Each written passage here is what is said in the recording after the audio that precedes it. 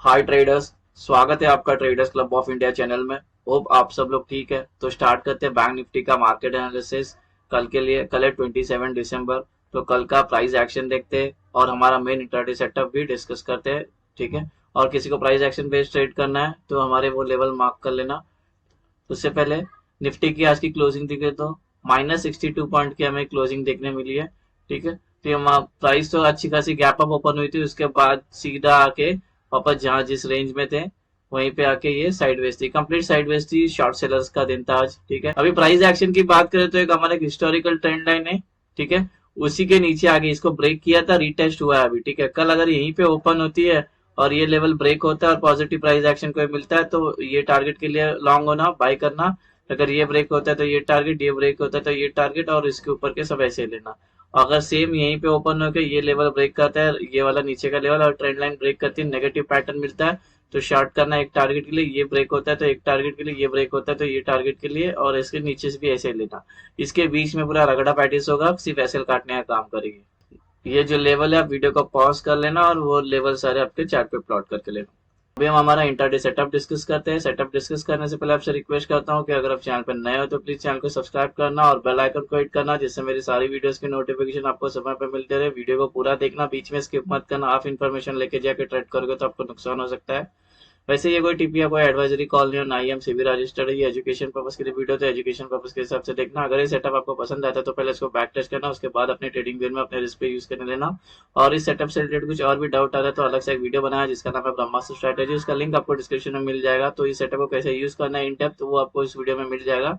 तो इसका लिंक आपको डिस्क्रिप्शन में मिल जाएगा, तो वीडियो एक बार जरूर देख लेना। ये कल का हमारा न्यूट्रल पॉइंट है और नॉन ट्रेडिंग जोन है। ये डिसेंडिंग वाइड रेंज है और ये रेंज की वैल्यू मैंने यहाँ पे मेंशन किया। वीडियो को पॉज करके आपके चार्ट पे प्लॉट करना। अभी रेजिस्टेंस लेवल मार्क करते हैं। ये रेजिस्टेंस 1 नॉन ट्रेडिंग जोन, ये उसकी range. Resistance 2 non trading zone, ये रेंज। रेजिस्टेंस 2 के अंदर प्रीवियस डे हाई इंक्लूडेड है। रेजिस्टेंस 3 नॉन ट्रेडिंग जोन, ये range. Resistance 4 non trading zone, ये रेंज। 5 नॉन ट्रेडिंग जोन, ये रेंज। 6 नॉन ट्रेडिंग जोन, ये उसकी रेंज।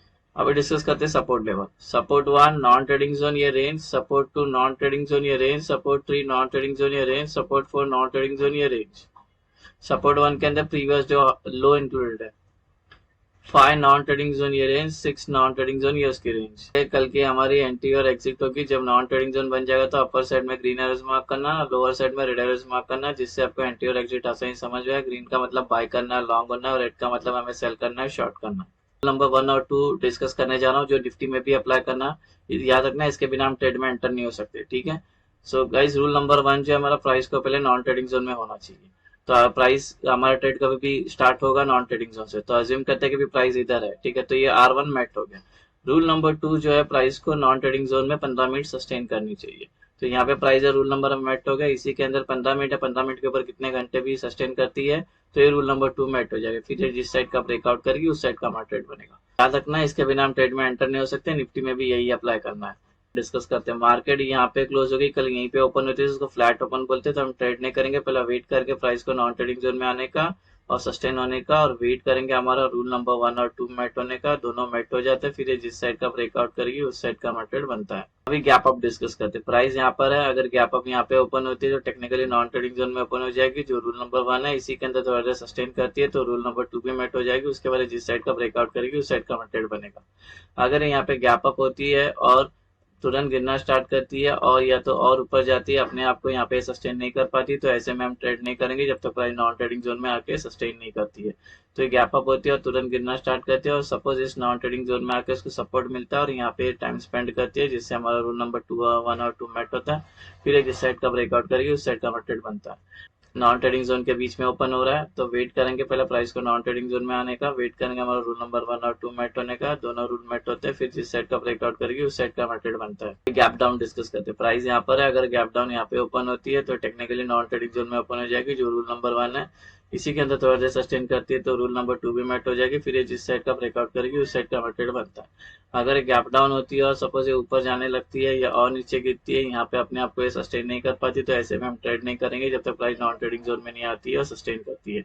जैसे थोड़ी देर पहले गैप अप नहीं किया था, तो ये गैप डाउन होती है और सपोज ये ऊपर जाती है और यहाँ पे रेजिस्टेंस मिलता है, यहाँ पे हमारा रूल नंबर 1 और 2 मेट होता है, फिर जिस साइड का ब्रेकआउट करेगी उस साइड का हमारा ट्रेड बनता है। गैप डाउन अगर नॉन ट्रेडिंग जोन के बीच में ओपन हो रही है तो वेट करेंगे पहले प्राइस को नॉन ट्रेडिंग जोन में आने का, और वेट वेट करेंगे हमारा रूल नंबर 1 और 2 मेट होने का। जैसे ये दोनों मेट होते हैं रूल, फिर जिस साइड का ब्रेकआउट करेगी उस साइड का हमारा ट्रेड बनता है। अभी टारगेट एक्सप्लेन करने जा रहा हूँ और सेम निफ्टी में भी यही अप्लाई करना है, सेम पैटर्न, ठीक है।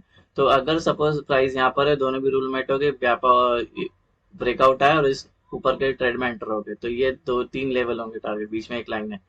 अगर ये ऊपर का ट्रेड लिया तो ये 2 लेवल होंगे टारगेट, अगर ये वाला ऊपर का ट्रेड लिया तो इसके ऊपर के लेवल होंगे टारगेट।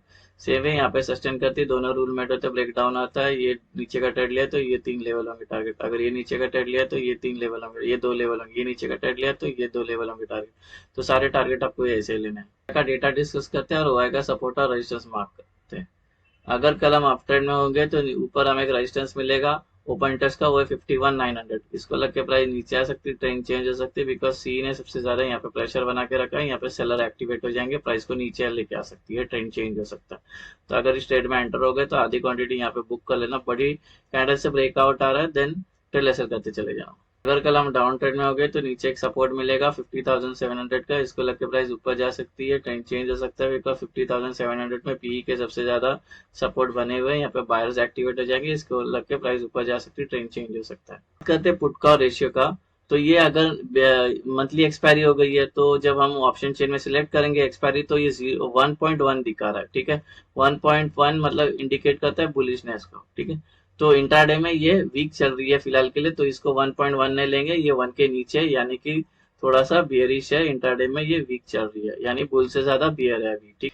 गाइस जब भी हमारे दोनों भी रूल मेट होता है और ब्रेकआउट या ब्रेकडाउन आता है तो 2 टाइप की एंट्री, एक सेफ और एग्रेसिव एंट्री। तो पहले सेफ एंट्री में बता रहा हूँ। तो अगर सेफ एंट्री सपोज यहाँ पे सस्टेन की, दोनों भी रूल मेट हो गए, ब्रेकआउट आया तो ब्रेकआउट वाली कैंडल छोड़ के नेक्स्ट जो 3 कैंडल बनेगी तीनों भी ग्रीन बननी चाहिए, साइज कोई भी चलेगा, उसके बाद जब एंटर करते हो सेफ बुलिश एंट्री होगी।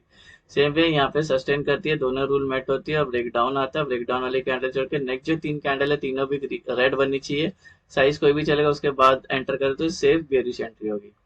अभी एग्रेसिव एंट्री डिस्कस करते हैं। सपोज प्राइस इधर है, दोनों भी रूल मेट हो गया, टाइम स्पेंड की, यहाँ पे रूल नंबर 1 और 2 मेट हो गया, ब्रेकआउट आया, ब्रेकआउट वाली कैंडल छोड़ के नेक्स्ट जो कैंडल है वो ग्रीन बननी चाहिए, एक ग्रीन कैंडल बननी चाहिए, साइज कोई भी चलेगा, बस ये जो कैंडल है नॉन ट्रेडिंग जोन को टच नहीं होना चाहिए, उसका विक भी टच नहीं होना चाहिए।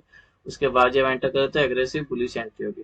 सेम वे यहाँ पे प्राइस सस्टेन करती है, दोनों भी रूल मेट होती है, ब्रेकडाउन आता है, ब्रेकडाउन वाली कैंडल जोड़ के नेक्स्ट जो कैंडल है वो रेड बननी चाहिए, साइज कोई भी चलेगी, बस याद रखना नॉन ट्रेडिंग जोन को टच नहीं होना चाहिए, उसका विक भी टच नहीं होना चाहिए। उसके बाद जब एंटर करते तो ये बेरिश एग्रेसिव एंट्री होगी।